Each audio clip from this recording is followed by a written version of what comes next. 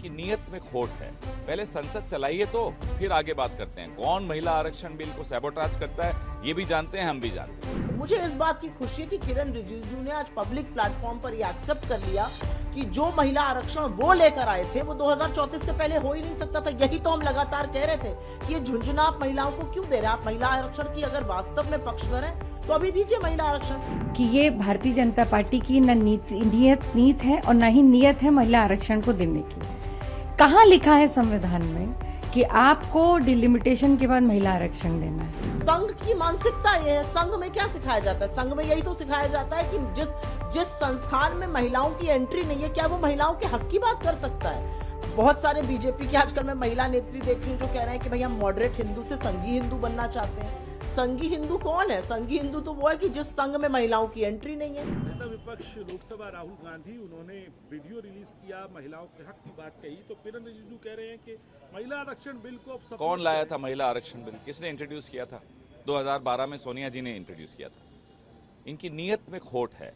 पहले संसद चलाइए तो फिर आगे बात करते हैं। कौन महिला आरक्षण बिल को सैबोटाज करता है ये भी जानते हैं, हम भी जानते हैं। सर्वप्रथम जो राहुल जी ने बात कही देश की महिलाओं की हक की, और उन्होंने कहा पेट्रियार्की के चलते उनकी आवाज को पुरुष दबाते हैं। ये बात आम जनमानस को पता है, लेकिन आज तक किसी राजनीतिक व्यक्ति ने यह बात नहीं कही थी। मैं उनका साधुवाद देती हूं कि वो देश की महिलाओं के हक की बात इस लेवल तक कर रहे हैं। वो घर में भी औरत की सुनी जाए उसके हक की बात कर रहे हैं।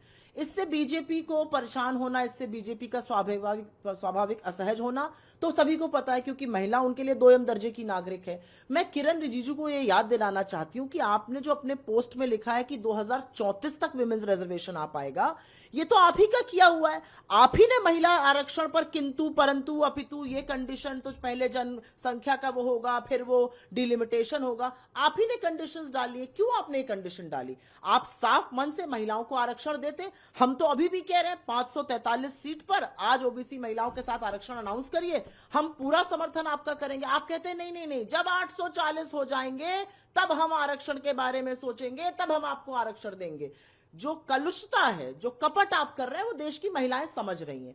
उनके पीछे छिपकर देश को विभाजित करने के लिए जो आप डिलिमिटेशन की प्रक्रिया करना चाहते हैं वो हर महिला समझ रही है। महिला जानती है कि उनके हक की लड़ाई कांग्रेस पार्टी लड़ रही है। महिला जानती है कि आरक्षण उसको आप आज दे सकते थे, 2014 के बाद किसी भी दिन दे सकते थे, आपने नहीं दिया, उसमें तमाम कंडीशंस लगाई हैं। मुझे इस बात की खुशी है कि किरण रिजिजू ने आज पब्लिक प्लेटफॉर्म पर यह एक्सेप्ट कर लिया कि जो महिला आरक्षण वो लेकर आए थे वो 2034 से पहले हो ही नहीं सकता था। यही तो हम लगातार कह रहे थे कि ये झुंझुना आप महिलाओं को क्यों दे रहे हैं। आप महिला आरक्षण की अगर वास्तव में पक्षधर हैं तो अभी दीजिए महिला आरक्षण। 2023 में उन्होंने दिया होता, 2024 में महिलाएं भर भर के आती पार्लियामेंट। आपने क्यों नहीं किया? क्योंकि आप महिलाओं को बराबरी का हकदार, हिस्सेदार नहीं समझते। आप महिलाओं को दोयम दर्जे का नागरिक समझते हैं।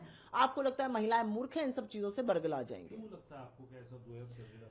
क्योंकि आरएसएस से प्रेरित हैं ये लोग। संघ की मानसिकता ये है। संघ में क्या सिखाया जाता है? संघ में यही तो सिखाया जाता है कि जिस संस्थान में महिलाओं की एंट्री नहीं है, क्या वो महिलाओं के हक की बात कर सकता है? बहुत सारे बीजेपी के आजकल मैं महिला नेत्री देख रही हूँ जो कह रहे हैं कि भाई हम मॉडरेट हिंदू से संघी हिंदू बनना चाहते हैं। संघी हिंदू कौन है? संघी हिंदू तो वो है कि जिस संघ में महिलाओं की एंट्री नहीं है। हिंदू धर्म में तो पत्नी के नाम के बिना पति का नाम अधूरा है। मां के नाम से हमारे देवता जाने जाते हैं, कौशल्या पुत्र, यशोदानंदन। जिस आरएसएस में महिलाओं की एंट्री नहीं है वहां के लोग बोल रहे हैं हम महिलाओं के हक की बात करेंगे। आप कर ही नहीं सकते। आपकी जो विचारधारा है वो संघ से प्रेरित है। संघ महिलाओं को दोयम दर्जे का नागरिक समझता है। भारतीय जनता पार्टी पूरी तरह से एक्सपोज हो गई। यही तो हम लोग कह रहे थे कि ये भारतीय जनता पार्टी की न नीत है और न ही नियत है महिला आरक्षण को देने की। कहाँ लिखा है संविधान में कि आपको डिलिमिटेशन के बाद महिला आरक्षण देना है? ये कहीं नहीं लिखा।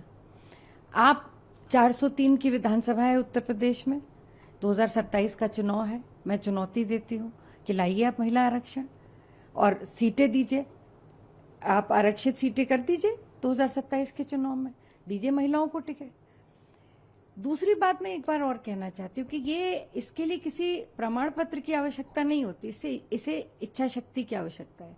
इसी उत्तर प्रदेश में 2022 के चुनाव में हमने बिना महिला आरक्षण के 40% महिलाओं को टिकट दिया था प्रियंका गांधी जी के नेतृत्व में।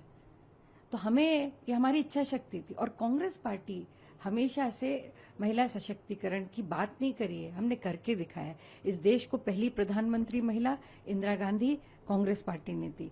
इस देश की पहली प्रेसिडेंट महिला प्रतिभा पाटिल कांग्रेस पार्टी ने दी। इस देश की पहली महिला स्पीकर मीरा कुमार कांग्रेस पार्टी ने दी।